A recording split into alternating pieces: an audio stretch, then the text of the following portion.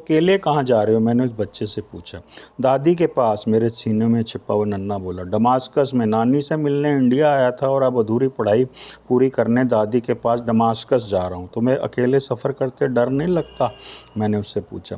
डर? कैसा डर? इतनी ऊपर से तो मम्मी पापा यूँ भी काफ़ी नियर हो जाते हैं, समझो कि सफ़र आधा ही बाकी है अब तो। नहीं, मैंने उसके कपोलों को अपनी हथेलियों में लिया। इतनी सुलझी बातें करने वाला इतना नहीं जानता कि मरने वालों के साथ मरा नहीं जाता, बल्कि जीने वालों के साथ जिया जाता है, वक्त से लड़ा जाता है। आंटी, जीने वाला भी तो कोई हो ना साथ में। तुम्हारी दादी है ना, नानी है ना? वो भी कब तक? बेरहम वक्त की मार ने उसे 10 साला मासूम को दार्शनिक बना दिया था। और भी तो रिश्तेदार होंगे।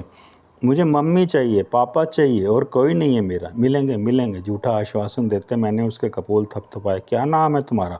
बात बदलने की गर्ज से मैंने पूछा और उठी। टिंटू। टिंटू ब्रिगेंजा। वो फिर खिड़की से बाहर देखने लगा। टिंटू, तुम्हारे साथ इस सीट पर और कौन बैठा है? एक अंकल हैं, राउंड लेने गए हैं। वो बाहर की तरफ ही देखता बोला।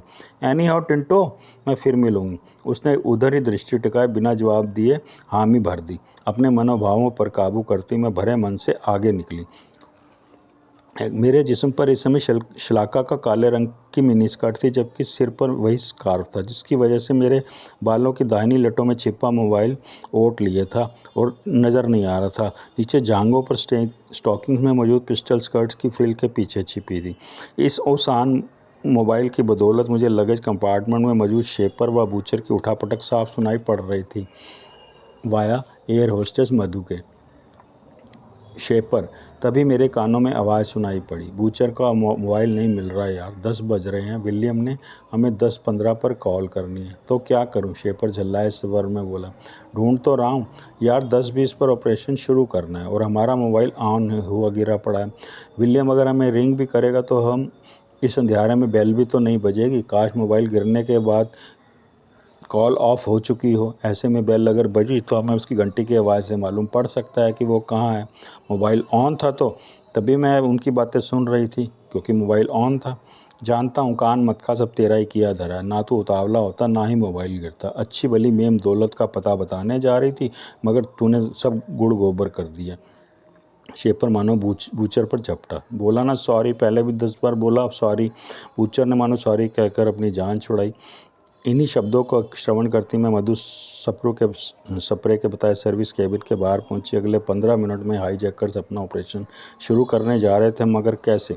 वो दोनों तो लगेज कंपार्टमेंट में बंद थे, जबकि उनका तीसरा साथी विलियम हनीमून केबिन में बंद था, जो मैंने किया था। उन तीनों को तो प्लेन में पहुंचना ही मुश्किल था, और चौथा साथी?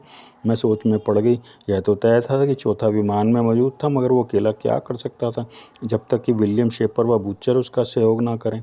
कहीं ऐसा तो नहीं विमान में उनके और साथी भी मौजूद हों? मगर मुझे तो शेपर ने 4 लोगों के बारे में ही बताया था। नहीं, 250 लोगों पर काबू पाना सिर्फ 4 आदमियों के बस में नहीं, जरूर कुछ और साथी भी होंगे उनके। बूचर पावर कटर उठा। याद है हमें इस दाहिनी ओर से विमान की ऊपरली दीवार को काटते हुए सेकंड क्लास के महिला टॉयलेट में पहुंचना है और सेकंड क्लास के यात्री कवर करने हैं। तभी शेपर का आदेश गूंजा। मगर मोबाइल? विलियम से बात ना हुई तो? मार गोली मोबाइल को। विलियम जब हमें कॉल करेगा, कॉल नहीं मिलेगा तो समझ जाएगा कि हम विमान में मौजूद अपने चौथे साथी से बात कर रहे हैं। फ़ोन बिजी तभी जा रहा है, शेपर ने समझाया। राइट। वैसे विलियम को तो हमारे को फ़ोन करना चाहिए था। कैसे करता? केबिन में घुसते ही नीला डार्लिंग ने उसका नीचे वाला मोबाइल बिजी कर दिया होगा। पहले खीर जरूरी थे यार।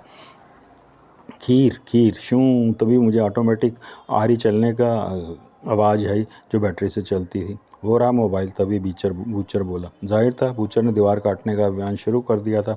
मिल गया, शेपर का हर्षित स्वर। देख, एल्युमिनियम की दीवार पर आरी चलाने की वजह से जो आग की चिंगारियां उठ रही हैं, उन्हीं की रोशनी में मोबाइल नज़र आया। फिर उसके भागने की आवाज़ मुझे सुनाई दी। शूं शूं की आवाज़ें मेरे कानों को ही नहीं बल्कि पूरे शरीर को भेद रही थी। वो कटिंग कर रहे थे। मैंने घड़ी पर दृष्टिपात किया। उस 10:12 हो चुके थे। अरे मोबाइल ऑफ तो हो गया, मगर तभी शेपर का जल्लाया स्वर आया। डायल टोन नहीं आ रही। कैसे आएगी बच्चू? जब तक मैं अपने कान में फंसा मोबाइल ऑफ नहीं करूँगी, तब तक तुम्हारे मोबाइल पर डायल टोन आएगी ही नहीं। तुम्हें सिर्फ अंगेज टोन ही सुनाई पड़ेगी। लिहाजा तुम विलियम से किसी सूरत में बात नहीं कर सकते। ना वो तुम्हें कॉल कर सकता है, ना तुम उसे। तुम्हारे बीच का मोबाइल यानी यह संपर्क तार मैंने तोड़ दिया है। मन ही मन बुदबुदाती मैं सर्विस केबिन में दाखिल हुई। अपने कानों में फंसा मोबाइल मैंने ऑफ करने की हरगिज़ हरगिज़ कोशिश न की थी। अभी तो मुझ में उसमें अब सिर्फ टूं-टूं की आवाज़ ही सुनाई दे रही थी। आखिर कमीनों की साजिश है क्या? ये सोचती मैं आगे बढ़ती रही।